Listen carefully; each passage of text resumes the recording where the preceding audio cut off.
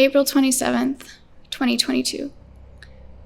Whenever he talked about getting drunk, getting high, partying, casual sex, I listened, discussed, probed, parsed him for inconsistencies, told him, watched him recalibrate, speak anew. At home, I cried into my palm, my chest numb, my hair undone to warm my shoulders, tracing the loops in my wooden floor with my eyes for stability. I admired my stamina, my coolness, the way I extracted myself from what clearly concerned me to instead impart conceptual insight, remain a logician, even as I was severed. I was mute and wise. I wanted so badly to both explain my pain to him and understand his life. There was no language for this. How could I explain to him what his norms had put my body through? How could I possibly explain why they had escalated to physical nausea, pain, dissociation, and coldness when I lost sight of how I'd gotten here myself? Every alone incident was harmless enough that to defend myself against it would be to overreact. To rationalize why I wanted to react compelled me to have more clarity than I did. I sounded like I was whining. I sounded hypersensitive and crazy. You would like me more, I said, experimentally, if I got drunk and slept around. No, he said, no. I didn't believe him because that's not how he talked or lived. I felt guilty. This was his culture, why would I think he hadn't been socialized by it? I was confusing his life with personalized taunts. I ran in circles trying to rationalize his norms. We talked about them constantly. It broke me down hard. I was denying myself, gaslighting my instincts. He didn't know half of how I tried to reach him and its toll on me. I didn't want there to be too much land separating us for my love to grow safely.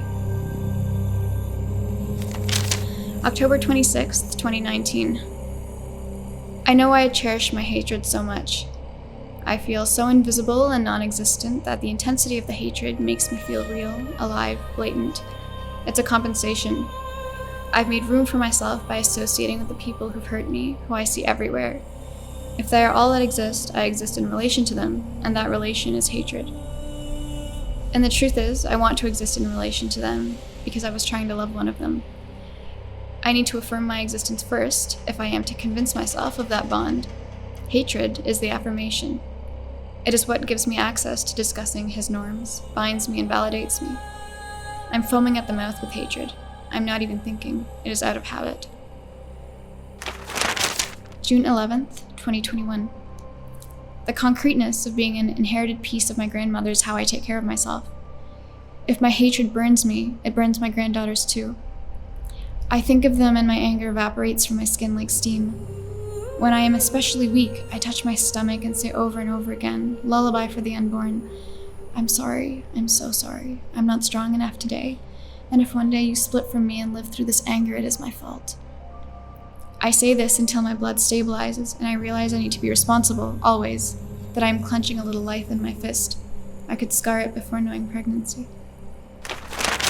November 3rd, 2019. My diet is bad. My creaking knees, my skeletal arms. The sudden flashes of faintness that shred me too fully, too fast to fully grasp.